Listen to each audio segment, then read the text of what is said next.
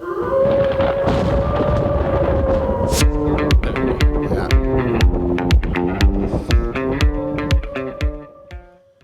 we are back. I thought we had a new intro there, but it's just Robin messed up. We had a different intro music, but I liked it. It was good. It was good, yeah. How are you doing, James? Just me and James today. Yep. We have got some people on next week, but we want to get one in this week because we've got a start of the new year. It's been crazy busy. Been traveling a lot last year. Had a bit of a break over Christmas. Both got really fat, and then now we're back into training. But everyone wants to train again, so we've been fairly busy, and we've got lots of fights coming up. Yep, lots coming up. Lots coming up. What sort of things we got coming up in the jiu-jitsu world?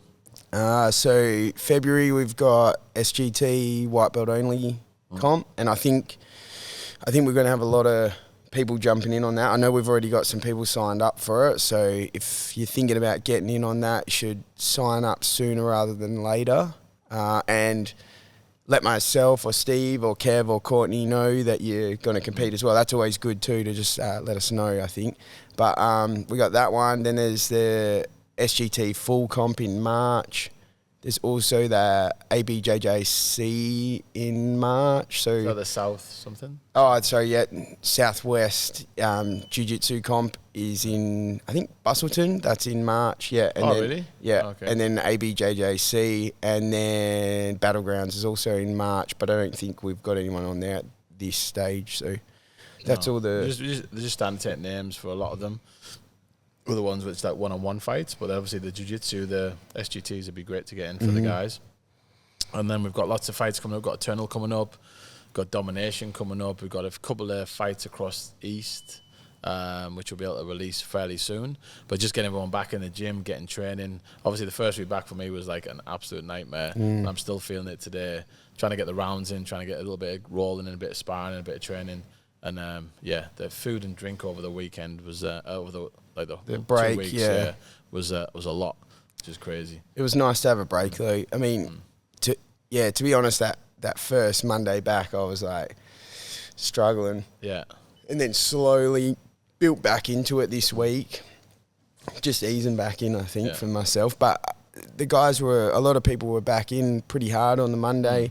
We had the first fight a Shark Tank on the Wednesday, and that was really busy, and everyone was going hard. So yeah, that's been good. Well, all the fights are coming around soon. Like it's literally, some of them are within 4 weeks, 5 weeks, then there's a couple in the 7 weeks. So like everyone's got to get back in, otherwise, if they have been enjoying the Christmas period, they're gonna they'll be really struggling to get into weight and get to the fights. Yeah. So they've got to be able to do that.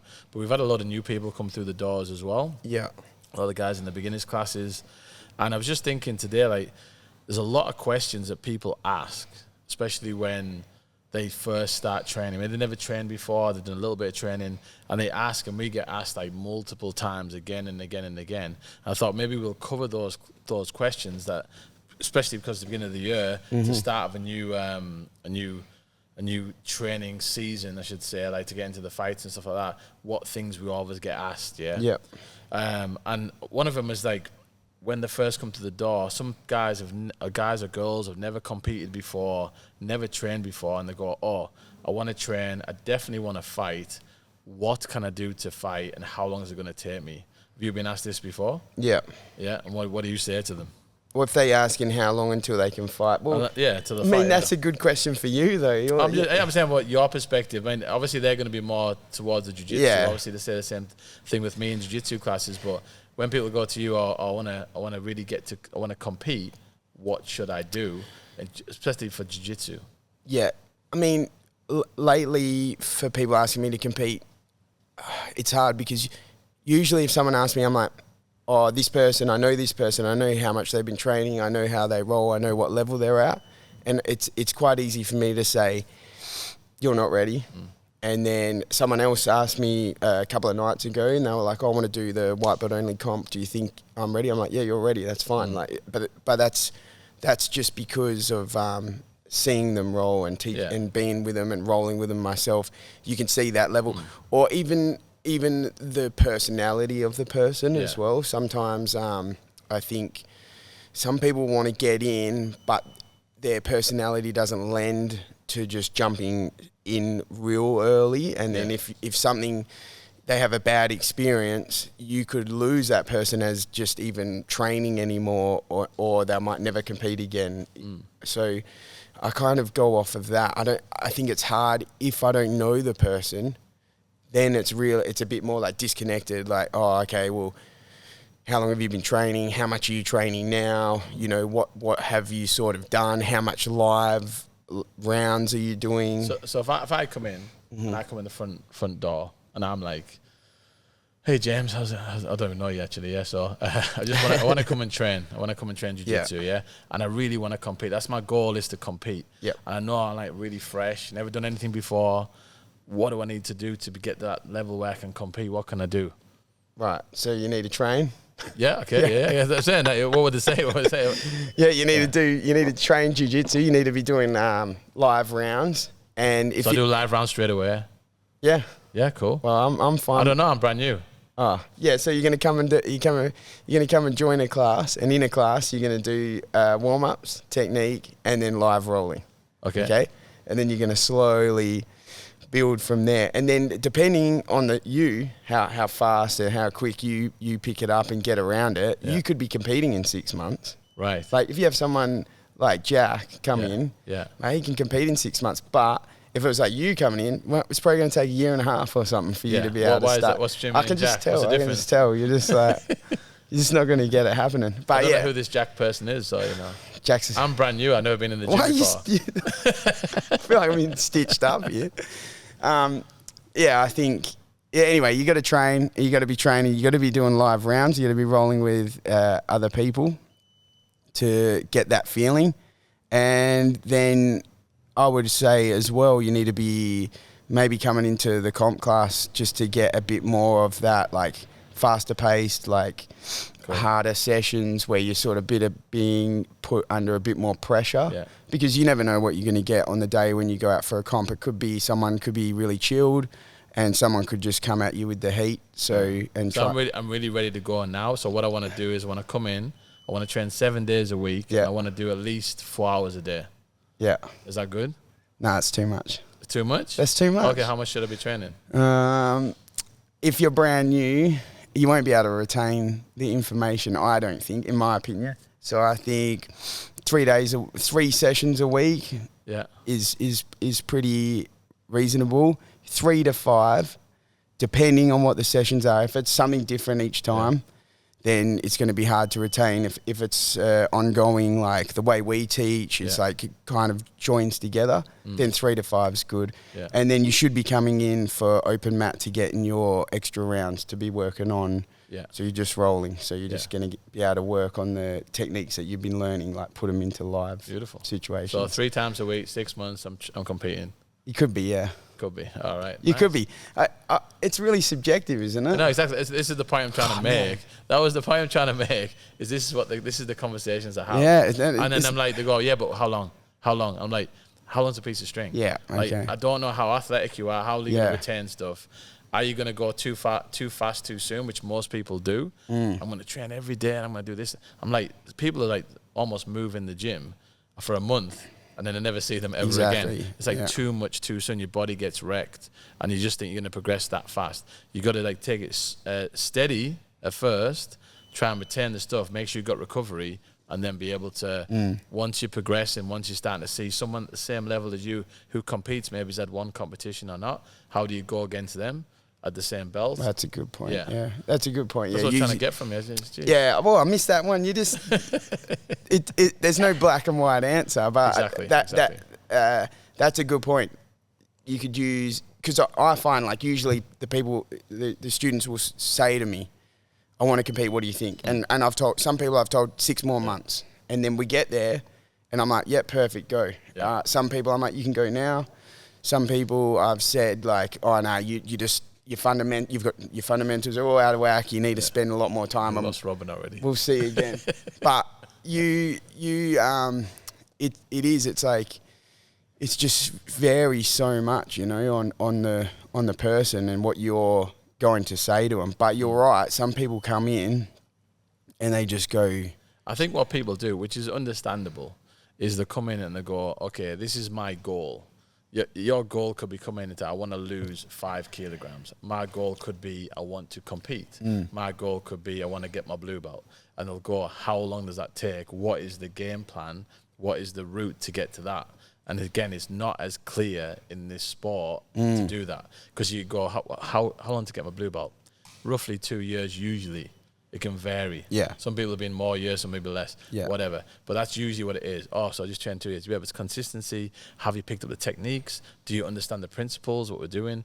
Would you be able to show a white belt as a blue belt how to do this movement? And you're going to get to that certain level. Otherwise, just to have a piece of cloth around your waist doesn't really do anything other than say, I'm a blue belt, but are you really a blue belt? Are you really a purple belt? Same thing when you're fighting. It's like, do you want to fight and do well? Or do you want to fight and just get absolutely put off the spot forever because you're totally outmatched? Yeah. Which can happen anyway. Even the amateurs, you don't know who's against who, and then they're just that bit better, and it can put you off. I mean, yeah, you don't know in that sense, but yeah, using your peers is good. So you could be like in your own mind with that. So I said, like, usually I will tell the person if they ask me, I can tell them just from watching and rolling with them. But if you want to tell on your own, then that's a way you say, who's another white belt that's competing, and then how do I go against them? Am I holding my own and they're competing? Maybe they win. Maybe definitely at the same level. Yeah. So say me and you were white belts about the same weight. And we go, okay, you've competed twice. I've never competed. I'm going to go against you. If I start doing pretty good against you, maybe I can hold my own in a competition. Yeah. You know what I mean? It's not point going against someone who's like a lot better. Yeah. Just getting smoked, and that's not going to give you a realistic view of it, is it? And then then you could also ask this person. So say in that exact scenario you're saying, who are you now? I'm the 2-stripe white belt, and you're the so whatever. Okay, I'm a 2-stripe white belt that competes, and you're a no stripe white belt.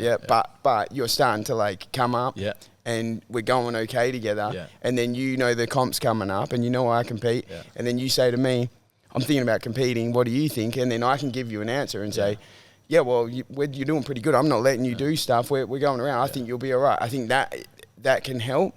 You got to be careful though, because depending on who you ask, they're just going to go, compete. And then that person comes and asks the coach, and the coach is like, is it a true answer? Because it could be like, we're both white belts, and I want to be like, this really nice person, and I want to speak there and go, 100% you're ready for it. You go for it.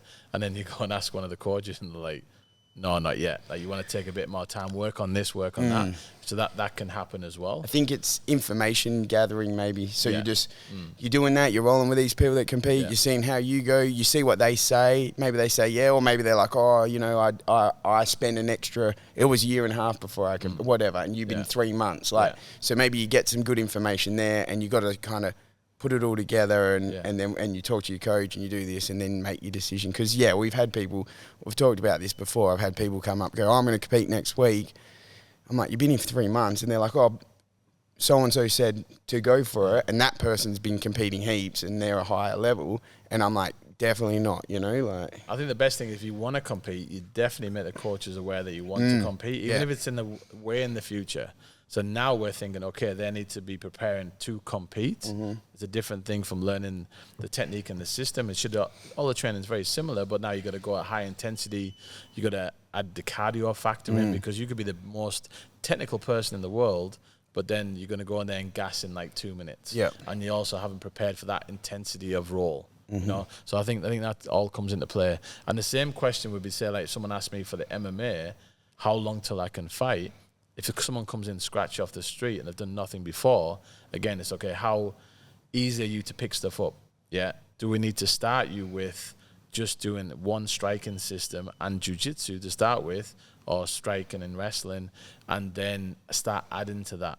Sometimes to come in and just start doing clean MMA all the time, you are going to get good, but you're not going to get really good at those specific aspects, and someone might be very, very good at those aspects when you come to amateur level. So I think it's to like learn how to punch effectively, kick effectively, how do I learn how to survive on the ground, and I'll start winning with controlling positions more than submissions, really, being able to escape stuff, and then obviously having that wrestling as well, and then build it up from there. And again, there's no clear path. There's only like, the clear path I would put out would be like, okay, how many times you're going to train a week. Okay, I want to train 5 sessions a week. Okay, maybe we're going to do a striking session on one of the sessions. We're going to do a pure jiu-jitsu session on another one.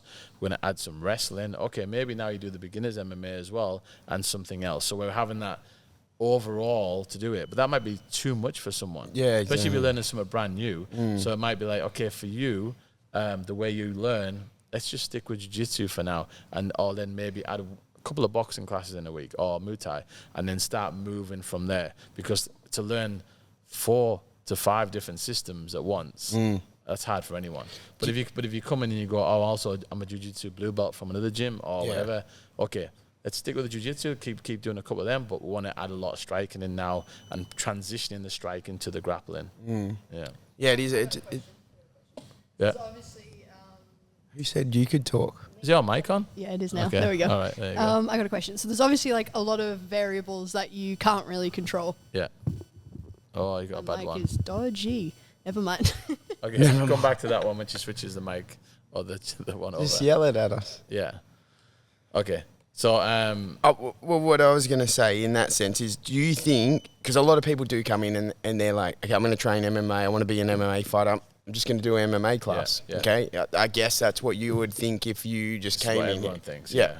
Would you ever say to anybody that you can just do MMA? Yeah. Would you ever say just do the MMA classes and you'll become an MMA so some fighter? gyms, literally the MMA gyms, and all they do is MMA. Right. But really, when they structure it, they go, okay, today we're doing striking. Today we're doing wrestling. Today we're doing jiu-jitsu.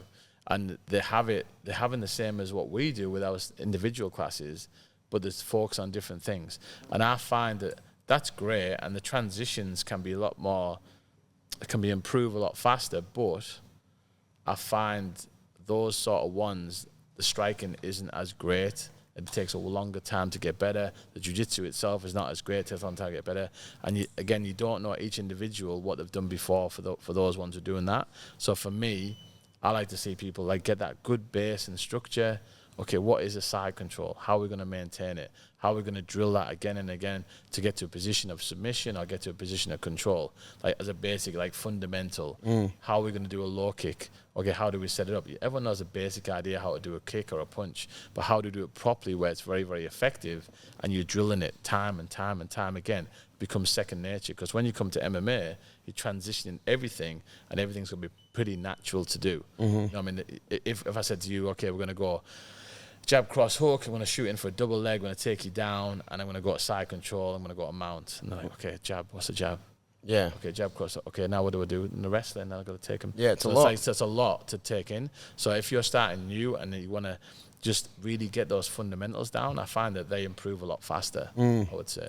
I think it's just hard because you go, yeah, I agree. It's like, you need to do the separate disciplines, and then in MMA class, you kind of just put it all together. But it also then, that's what makes MMA so hard. It's you just got to learn so much. So now you're trying to do boxing, you're trying to do wrestling, you're trying to do jiu-jitsu, you're trying to do Muay Thai. So that's why it's so fun, because it never ends. At first, it's overwhelming, but once you've done it for years and years, like I'm always learning. Like you come into jiu-jitsu, it's all the stuff you learn, and you go, oh, wow, I haven't seen that before. So that's what's really cool about it. But at first, it can be overwhelming. So sticking with a couple of things to get that base, because the main thing I get from people coming in is like they really like watching UFC or whatever on TV, or they really just want to be into MMA. They're really into it, seeing their friend fight, and they come in and they go, I want to do the MMA. And I'm like, cool. Have you done anything before? No. All right. So maybe we'll start with some of the jiu-jitsu. Maybe start with the Muay Thai as well. That's 2 systems. That's quite a lot anyway. You can maybe do the beginners MMA just as a bit of fun to try and transition them, but that's your main ones. And they go, no, I want to do MMA. I was like, you are doing MMA. yeah, It's mixed martial arts. Yeah. So we're taking the arts and we're going to learn how to do them properly. that's basically like the half and the half. It's like the jiu-jitsu and kicking and punching is basically, you put them together, that's your MMA with fillers in between. Because if I don't say that and I come in and I go, okay, just do the beginners MMA, I'll come into the MMA and do it, 9 times out of 10, they've done it a couple of weeks and they go, I think I need to do more jiu-jitsu. Yeah. And it's like, well, I did want to say that at the beginning, you know what I mean? So that's the way I would do it and structure it, and don't try and take on too much too soon. Like just learn it and enjoy learning. And like once you get the basic gist of it, you can move on to something else, add to your repertoire, add to your game. Okay, now you don't have to be the best at jiu-jitsu, you don't have to be the best at striking, but you need to have the fundamentals that if you do want to get to the point where you compete, then you're going to have that, because once someone pressures you, those fundamentals which you don't have are going to crumble and you're going to like break down. Yeah, I mean, you know, you go back to UFC 1, 2, whatever, it was like you could be a specialist and come into MMA and you could do it. Now, I know a lot of gyms now are just going, it's like, just MMA from the get-go. And I kind of feel like... And again, it's not right or wrong. Yeah. It's just different. It's like everyone does it differently. But the way I see it, and I see like I want to get good technique and I want to get solid fundamentals, that is the way to do it. Yeah. And that's the way it's structured. But someone comes in, again, like you come in as a black belt in jiu-jitsu, I'm not going to go, okay, let's focus on jiu-jitsu. No. But I want to keep those sharp. But let's add the striking in, let's add the wrestling and all that bit in between of how it's a little bit different in MMA, you know? Yeah. Have you got that question or can you do it? And we're going to take a break. No, so there's obviously like a lot of variables when you're starting out, how athletic you are, what experience you have, stuff that you can't really control. What do you think in terms of like characteristics and attitudes that make someone teachable and maybe will mean that they do get their blue belt within that 2 years, or they do end up, you know, fighting sooner than other people? Yeah, I mean, like, if you take it down to, like, say, someone wanting to get their next belt, it's, like, very simple. It's really easy. You come and you train and you consistently train and you ask questions and you learn and you bloody start helping other people to improve as well, because that's all going to make your technique even better, and just start working your way up. People don't want to be like consistent. They don't, or maybe they want to be consistent, but they're not. And then they're not putting the time on the mats. And it's the time on the mats and the drills and the rolls and everything else that we need to see and we need to have. Because like you need to do something time and time again. So for you, Robin, is like the rugby. Imagine if you like say I'm going to train like once every few weeks, and I'm not going to like actually go up and down and do all my little drills on the pitch, Court. on the court, and then obviously I'm play a game now and again, whatever. You're not going to get very good very fast, and it's the same thing here, isn't it? The same for fighting, same for getting your next belt. And so many people say, "Oh yeah, I'm going to get my belt this year. I want to get this next thing," but they don't want to put the time in. I think it's going to be easy. And why would you want something which you're not earning? Like, you know, I'm ready for it. I've been ready for ages. Have you? Have you? Can you show me a cross-collar choke? Can you show me how to do this? Can you survive against this other blue belt? You know, like, have you got that level? So, like, we can see from the training and from the times on the mat who is ready to go. I think also, because you're asking about, like, the person's attitude and stuff as well, this is where it is such a... It's time at being a coach as well. Like, we've talked, like, obviously you've got, like, I don't know, thousands of hours of coaching of everything, teaching classes, cornering MMA fights, cornering jiu-jitsu matches, and nothing can substitute for that time of being a coach. Like, I told you the other day, I worked it out. I think I've taught 425 classes in the last 6 months, 170 PTs, plus who knows how many MMA matches I've cornered, how many jiu-jitsu matches. All that over time slowly builds up to you being able to go, someone can say to you, oh, this, that, and the other, and you can straight away, you could be like, oh, this guy's not doing enough, or he's doing too much, or he's not focusing, or no, you're not ready. That's just the hours that you've got to actually get to that point. And I think the attitude of a person, I contradict myself heaps when I'm coaching as well, and it's just the nature of what we do, because you say it's time on the mat, right? Okay, it is definitely time on the mat. You need to be in, you need to be consistent, you need to be training. But if you're just coming in going through the motions as well, you could come in, you can come in 4 times a day, and in 6 months I could be like, man, you haven't got any better. Yeah. Like, you've just spent 6 months training 4 times a day. The guy that was coming 3 times a week, they're not trying, they're not, so someone might come in 3 classes a week, but be really like coachable, not jumping ahead, not trying to tell you what they know or tell you what you can do from there. They just listen, take it in. When they train, instead of just going through the motions of it's whatever, striking, combo, they're more like, okay, footwork, head movement, do the striking combo I've been taught, what this guy might step off a little bit. I'm working it out. I'm really thinking through everything that I'm doing. That person that's only here 3 days a week might go quicker and further than the person that's here every day. So you will. There is so many contradictions. Some people are like that, and then they're already good like that 3 times a week. Oh, I want to get better. I want to get my next belt. What do I need to do? Exactly what you're doing, but come 5 times a week, and you're going to go. It's the intent of training as well. Like, what's the intention? Because people come in and say, like, what you was talking about there is like, this is what you need to do more of. I have guys, I'll say to me, what should I do more of? And I'll tell them, they don't do it. Don't do it. Yeah. And I'm like, is the reason you're not getting better, or your progression is very slow, is because you're not doing what I'm telling you to do. And you're asking me, as someone who's got a lot of knowledge, or asking you who's got knowledge, put the time in, put the training in. This is what my opinion, what you should be doing. Then I've got other guys, like say for like Josh. Like, Bosch. Yeah, I was just going to bring him up. I was just so going he to bring like, it's a something perfect example. Perfect, like wicked. Because like again, he's done it for like really like a short time, really. But he's done so much, and then he'll go to me, he goes, what do I need to do? And I go, when you're doing this, your footwork needs to do this, or whatever it is. And I've given him something to do, and then not just because I'm in the gym, he's doing it. I'm walking into the gym, when he doesn't even know I'm coming, and he's doing it, and he's doing it. And I'm teaching, half an hour later, he's still doing it. Yeah. And he's just like focused on doing it. So that attitude is amazing, because you could be the best striker in the world. I'm saying you need to do more jiu-jitsu. And then like, when are you doing it? You're doing once a week. What are you doing? Yeah. Like, I'm pushing you. I'm not pushing you for any reason other than I want you to be the best of the best. I want you to be the best you can possibly be, and this is what you need to do. Or you need to do more striking, or your cardio absolutely is terrible. We need to get in here and make sure, and I can like put things on, and I can make people come in, and I could even like stop them from fighting and go, okay, no, I'm not having you fight, whatever. But I'm trying to like make you better. But you got to, if you're asking me, or you think wondering why, the question of why I'm getting beat or why I'm not getting any better, well, I'm telling you what to do. Yeah. Like, I'm not telling you, and I want you to be better. That'd be wicked. Like, if you can improve, that'd be so good. But yeah, Bosch is. I was going to bring up Bosch is a perfect example. Like, his jiu-jitsu needed work. He's in doing jiu-jitsu. He'll ask questions. He's working on stuff. Yeah. Even afterwards, he might practice something that he got stuck in or you taught. He's not going to like over the top or out. He's not. Yeah.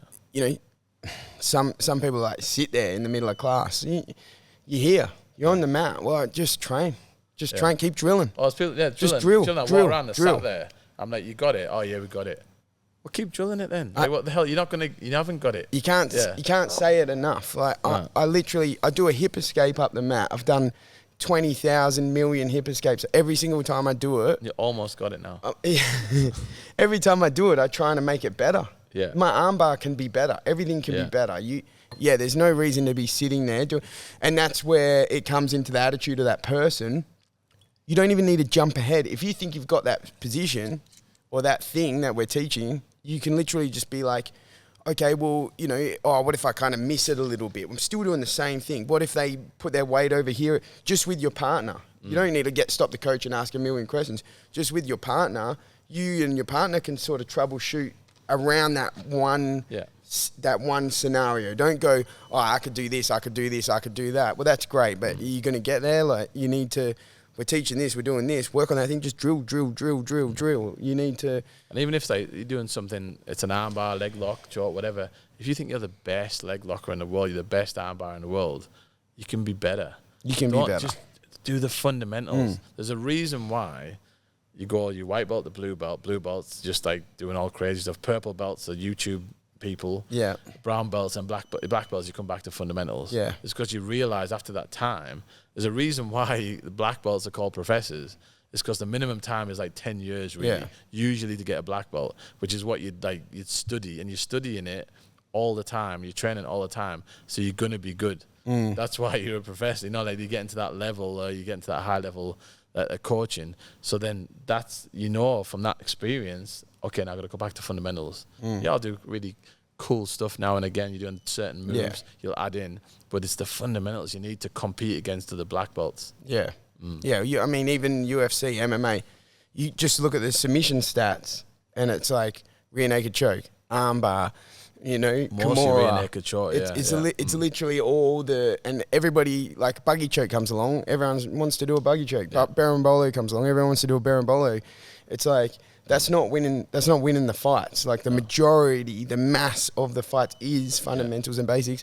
Just the amount of people that sit there, they do it a couple of times and they're like, yeah, got it, and then they sit there, and I'm just thinking, they're well, fine. That's not the attitude of and you get the person that comes along, and they've done it a bunch of times, have taught them a million times, and they're with their partner and they're drilling that whole time. Even if you left them with the one technique to do for 45 minutes to drill, they should just still be doing it, really. And you can't do it enough. Well, how good you're going to get. But again, it's the intent as well. So we could drill it. I'm going to go do that. You're drilling it terribly.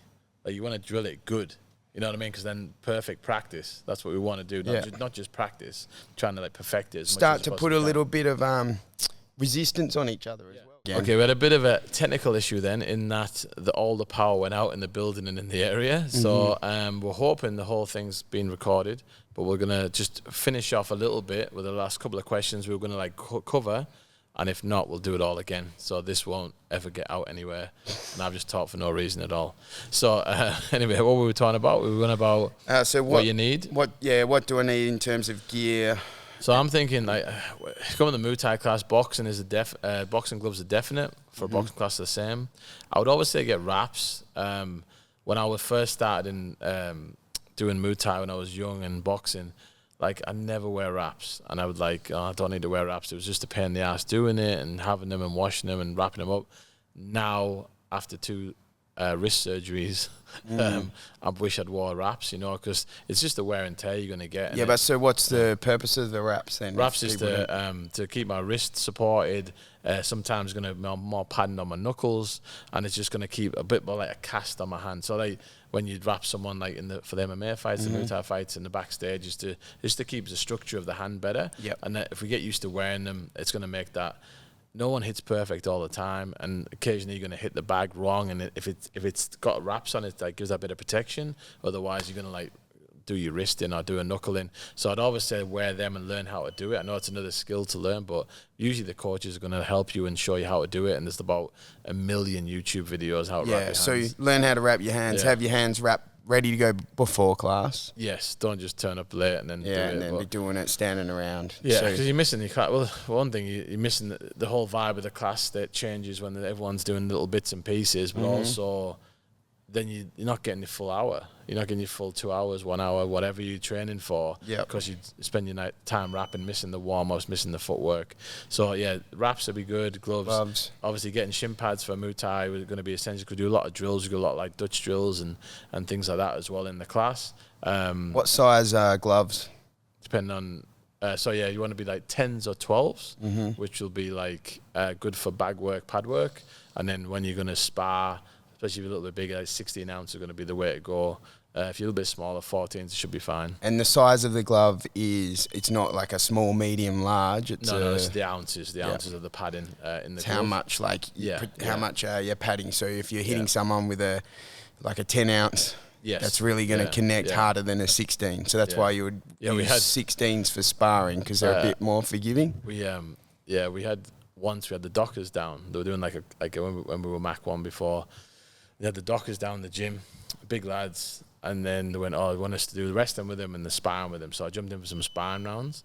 And I remember going with the guys, and they're not boxers, so you're moving around, you're like playing around with them.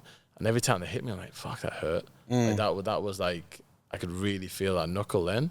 And I realized all their gloves were like 10-ounce gloves. Yeah, just like bad. So it's a big difference between that 10 ounce and a 16 ounce. I've got these big, massive bloody 16s on, and then so it's a bit more forgiving on your partner when you hit them with a 16. Yeah. Obviously, it changes things up a bit because they are bigger, so it's harder to hit somebody in the face if they're protecting their face with a 16. Yes. But that's just part of it. Same with. So and then the shin guards, you said, so like Muay Thai shin guards. And I think that's really all you need. And the MMA is the same with the shin guards and the MMA gloves. Are they different? MMA shin guards different to Muay Thai? No, you can use the normal ones you use for Muay Thai. They'll be absolutely fine. Some people use the slip-on ones, but hardly give you any protection. If you've ever fought amateur, you'd realise that there's no protection really there anyway. And the MMA gloves, you want to wear like 6-7 ounce sevens, gloves, because you get the ones that you would fight professionally in, or the ones that have no padding. You can't really use them for like doing drills and Yeah. sparring. They're just way too big. So he made they're too small. You need to have the bigger ones with a bit of padding on. Yeah, so when you're hitting someone, you're not really hurting them all the time. And I think like for the jiu-jitsu perspective, obviously doing no gi, doing gi, obviously you need a gi.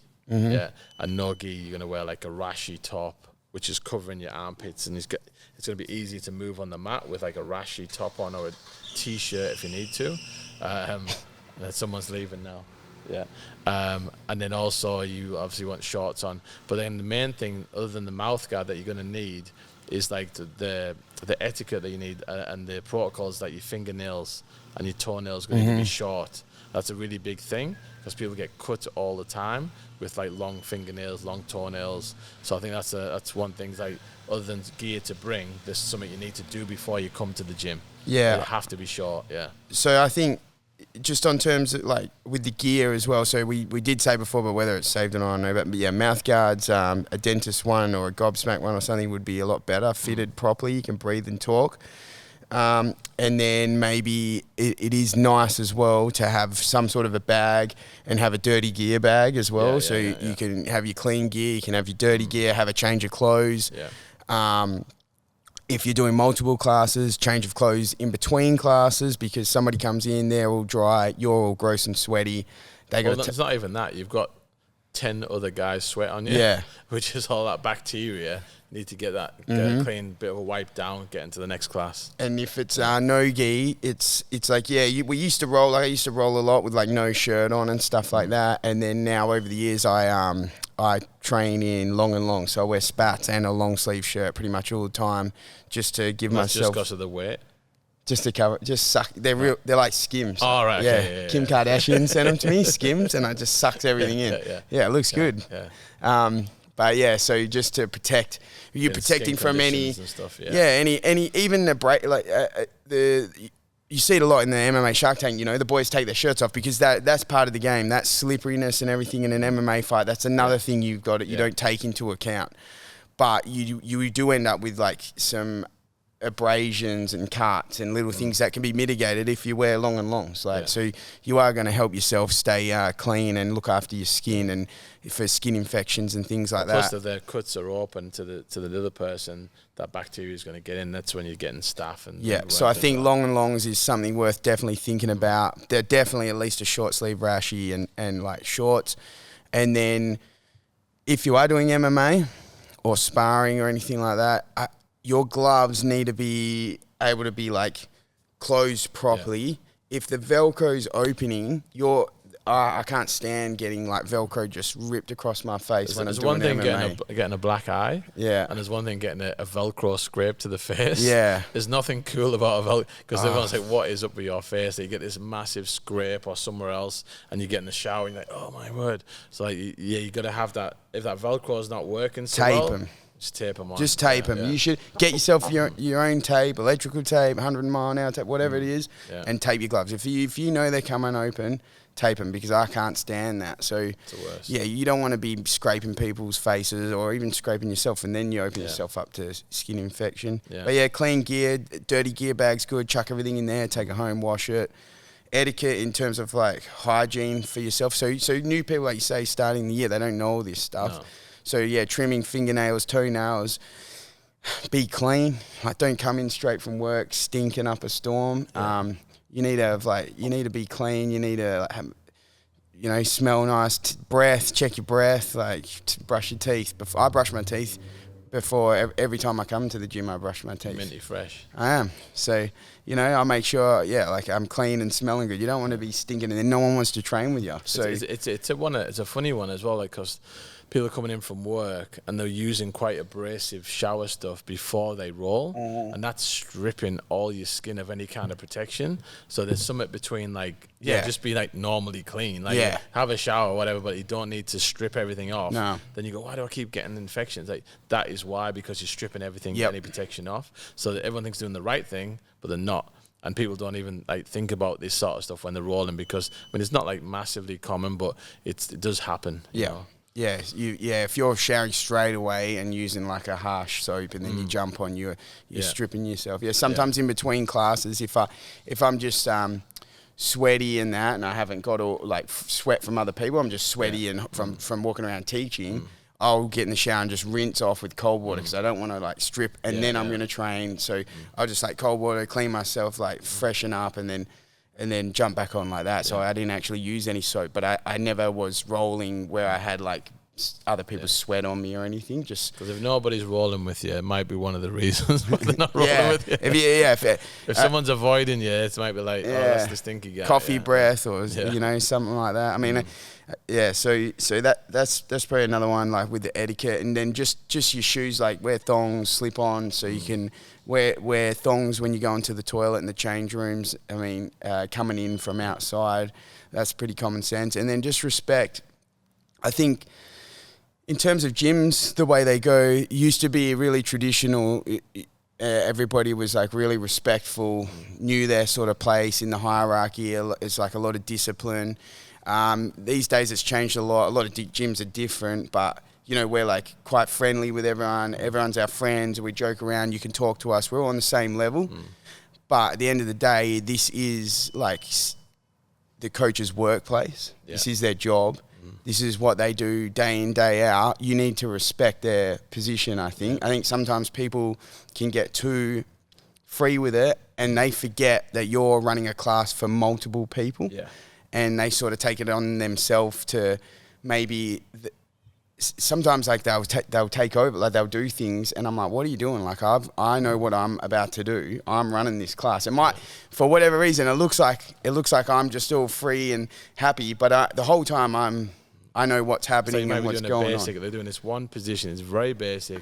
We're doing this because it's going to set you up. Yeah. And everyone who's not as good as you up to that. Yeah. And they're going, actually from here, you're going to come here and you're going to go to here and you go, they haven't even got the first bit. We've mentioned this before on the podcast, but it's like, just stick with what you're doing. You know what I mean? Like, just get good at it. Just trust the coaches and just be respectful as well. Like, just what they say, just listen to what they say and sort of like, you're a student and they're a coach. Like, as much as like everything's good and free and happy, but they are thinking about the whole of the class. You're thinking about yourself, I think. So you got to understand that. As long as you got a good coach, then it's fine to listen to the coach, because I think sometimes you just lose that respect a little bit. Yeah, 100% question stuff. Ask questions. Like, ask, why do we do that? Why do we do this? And you're going to get a really good answer back, of why we're doing something.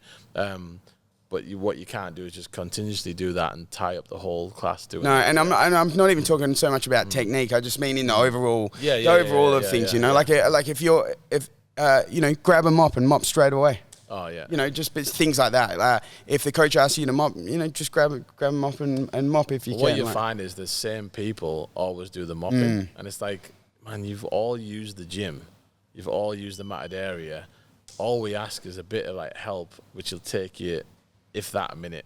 If everyone does it, it takes a minute. Yeah. Do the whole mat, nothing more. So just turn and help out, help everyone out. Everyone's helping you out. Yeah, that's probably more what I meant, not the technique. Just more. It's just more. Sometimes I find I think people just forget that it's this person's workplace. It's their job. It's their job to be looking after that 40 people that's on the mat and oversee that whole thing. The whole time you're thinking about every single, this person's at this level, that person's doing this, that person's here, that person doesn't want to roll with that person. Yeah. I'm going to have to change this up, even though it might not look like it, because you do it so naturally. Yeah. It looks like you're just cruising around. But really, the whole time you're going, I'm going to grab this, I'm going to change that, I'm going to do that. Sometimes I find people forget that. They think about themselves, and then they kind of they're like, I'll do this or do that, or I'll set the timer. Oh, I didn't even want the timer on. You know, don't just remember that it is their job. So and then at the end of class as well, think about the next class, your peers, the other people that are going to train. Yeah. Don't just be like, I've done my class, I'm done for the day, I'm good, I'm going to lay around, leave my gear everywhere, sweat everywhere, have my Powerade on the mat that falls over, and I'm going to talk loud while the coach is trying to instruct the next class. Those people, they're your peers, they're your friends, they're coming on for their 1 hour that they can get here to train. You don't know what people are giving up to be here for that 1 hour. They might have left their crying baby at home and they got to get here and train. So you just need to be respectful of everybody and just be polite. And so you don't want, it's not your place to like hang out loud and leave your stuff just everywhere. Just a bit of respect, isn't it? And then some people don't even realise that that's what they're doing, but just having that awareness. Yeah. You know? Yeah, because as a coach, sometimes I'm like trying to teach, but then I'm over here cleaning up after everybody in the middle where I'm meant to be teaching a class now, and I got to pick up after people in the class before and clean up and mop, and I shouldn't have to be doing. I should be putting my time into this next class. If you were in that next class, you want to be, you want the coach's attention. So, you know, just that sort of, that would be like some etiquette and things to think about, especially going forward for everybody and as beginners. Because even though we are, it's like pretty chill, but I think people forget that, especially if you do it, if you're naturally cruising around. And I think I just assume what you're going to do next. Yeah. And then I'm like, oh, great, grab my mouth. And you're like, what are you doing? I didn't say to get mouth guards or something. You know, it's like, just respect this position of what, and just, you're here to learn. And there's a lot of things going through your mind. When you come in to teach a class and you come into the bottom, like, say I'm teaching a kickboxing class, boxing, and I'm like, okay, this is the number I've got in my head, and I'm working out what I wanted to do today. Now there's an odd number. Okay, now there's like 5 new people, and now there's other people. Okay, now I've got to structure it. Still doing the same thing, but I'm going to structure it, and I'm all doing all this thing on the fly while they're warming up and trying to think of the next thing. Yeah. And then people are asking me a question about something random, and you got to deal with all that. So you don't want anything else to have to. Yeah, if there's a sparky in your roof hooking up lights, you're not like in the roof like connecting cables because you think that's what he's going to do next, right? So, you know, I've had to tell people before, I'm like, what do you do? And they're saying, I'm like, do you think I would come there and stand next to you and then start like, it's not going to happen. So you know, you just got to, I think sometimes just remember that and then because it can affect your peers, not so much, it's not about me, it's about the other people that are in that class. So you just got to think about the overall. 100%, yeah. Yeah, and then last question. Oh, last one, yeah. I'm asking about should I do a PT? Should I stay in the classes? What's the benefits, the pros and cons of doing PTs versus doing classes? I ask it a lot. And again, I think it's very much under the individual and how they learn.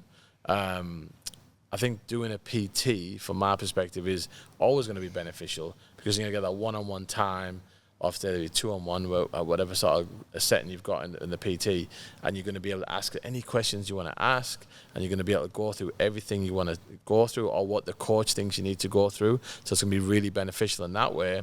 The only con I would say from that is if you do want to compete and you do want to go against see how you manage against other people, learning the system that you got from the PT, then you would have to do classes as well, because to go against your coach is not giving you a realistic scenario of how you're going to pull out there. But then there's benefits to classes. There's such a good vibe in the class. You're getting everyone like doing it together. It brings up the energy in the room. Everyone's rolling.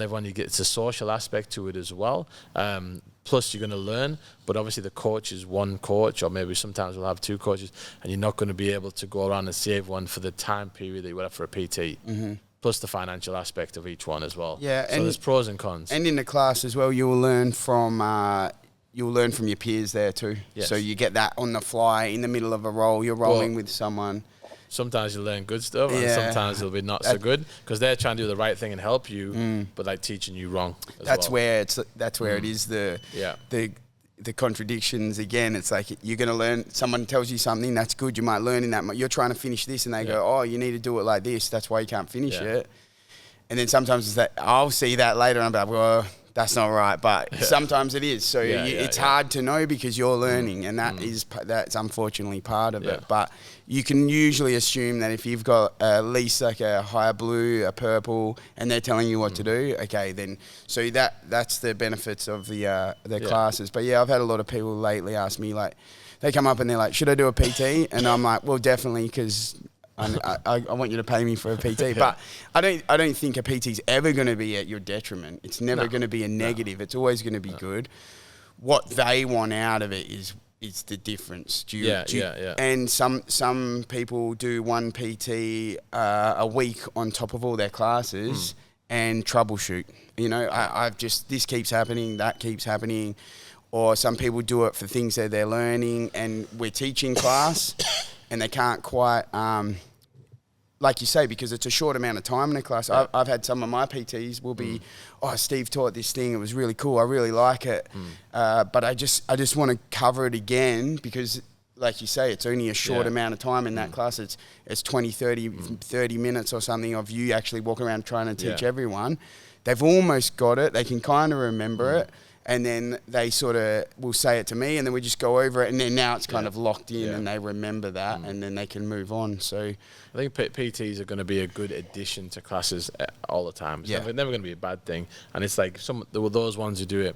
I mean, I used to do a lot of PT. I do more stuff just with the fighters now, but I used to do a lot of PTs, and it would be like people that come in from the classes who want to just work on what they've done over the week, or they want to work on something from the week previously and then just get better and then build on that. And then they usually get better a lot faster because they're going to get that real structure. Because, again, you could practice something a million times, but you're practicing it slightly wrong and wondering why I never get it right, never be able to pull it off in sparring or anything else.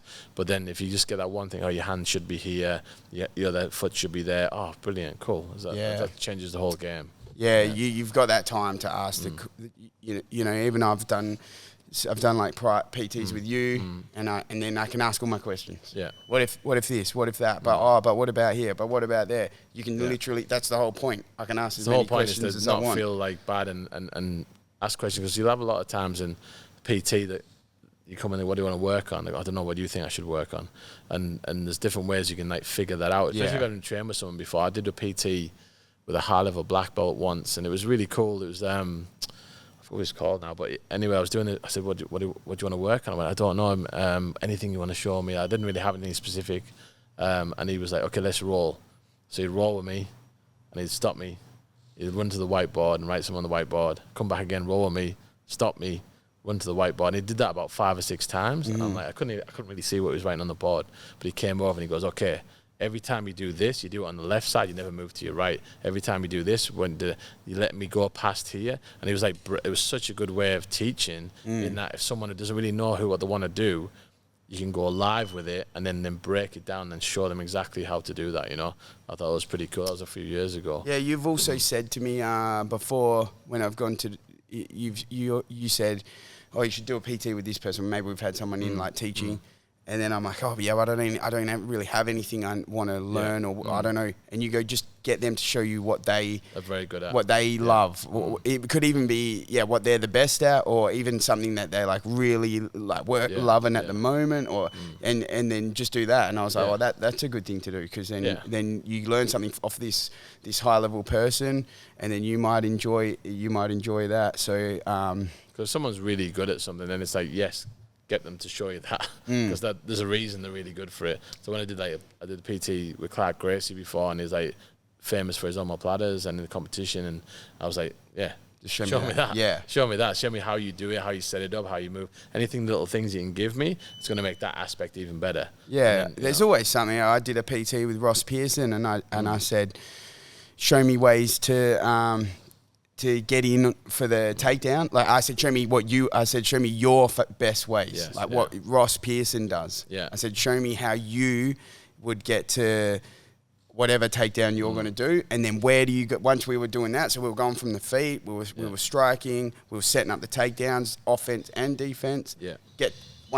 Then show me the takedown that you would use. Okay, 2 of those that he had. Once you're on the floor, now where would you go from here? So then I'm getting like what Ross Pearson does. This is what he does. This is what he really likes. This is what's worked for him. And then I can like learn that and put that in my game. So there's always something that you can do. And then just depending, some people just troubleshoot. Some people, I know one of the boys the other day asked me about a PT, and he said there was somebody that he was at the same level with in the gym, and they'd been like, it was Luca. So they said, they were holding themselves against Luca, and they would sort of backwards and forwards, rolling. And he said now slowly Luca's just sort of outpacing him and getting ahead, and he can't do what he was doing to him. And he said he came in early one day for lunch class, and Luca was doing a PT with me. And so then he asked him, and he found out he's doing a PT every week. And so then obviously slowly, because he can troubleshoot. So he'll be going like, this person keeps doing this to me, what should I do? We're going to drill on this today. Then you're like, oh, shit, that takes that thing away from that person. Okay, he also does this. Okay, it takes that away from him, and then you slowly get ahead. Which is it's always a benefit to do PTs. Again, it's a financial outlay, but it benefits you a lot if you can do it. Yeah. You can never. Yeah, to be honest, I didn't do a single PT. Oh, I did one when I was early on, but until I was a brown belt. So, you can go the whole way without doing them. But once I did one, I was like, I saw that I paid someone for a PT, and I realized the benefit. I was like, this is so good, because I could just be asked a million questions and just get all the answers here and really, really drill into what I'm thinking. So I think, probably would have been good to do them along the way. Like it would have helped. Yeah, that's good. Yeah. So if you want a PT, hit James. And get a PT. Cool. Well, I think that's a lot of the questions that we get asked at the beginning of the year, asked regular where someone's brand new. So we're covering those. I think it was good to do today. We've got someone else on next week for next time we do one. If there's anyone you want to have on the podcast, can be anyone you want at all, within reason. Hopefully we can sort it out. Trying to get someone on. Anything to do with like the conditioning of... Like we had a strength conditioning coach on before. We've had on like obviously fighters. We're gonna get coaches on. We can get promoters on. Anyone you want to hear about or you want to talk about, we can get them on and have a little chat with them. And also we've got the War Master coming. We have, we've got Josh Barnett coming. So we talked last time on the podcast, and we might have been able to get him, and then we finally got him. We're the only place in Perth who have a seminar with him, and he's like a legend in the sport. I think the youngest ever UFC champion. Multiple MMA fights, multiple competitions in catch wrestling, in jiu-jitsu. IBJJF world champ as well. Because he beat the black. So he's so high level. Again, it's going to be a really good seminar, really good personality as well. To train with. So we have got tickets there for that. If you want to get them, we got them on Eventbrite. I've got them on, or we can get them inside the gym as well. He's done catch wrestling, pro wrestling, jiu-jitsu, MMA. Literally, just done it all. I used to watch him so much. He's such a good, grappler. I mean, he's obviously knockouts with his strikes as well, but like he's really known for his really good grappling and catch wrestling. And it's something that, I mean, even though the other gyms are messaging me now to get tickets, so don't miss out and make sure you get yours. Yeah, I think it's going to be a busy one because it's been... I would say so, People have been messaging. Straight away, people messaging, oh my God, you can't believe you got him. And so that's really cool to have someone like that. And we've had a really high level... Well, we had seminars. We had like Jonathan Haggerty recently. We had Ross Pearson, Dominic Cruz. We've had like a lot of like high level guys, and there's another one coming through the gym, which is going to be amazing. All right, we'll call it a day there, and let us know if you want anyone in particular on. Leave us a message on our Instagram, and we'll go from there. See you later. Us.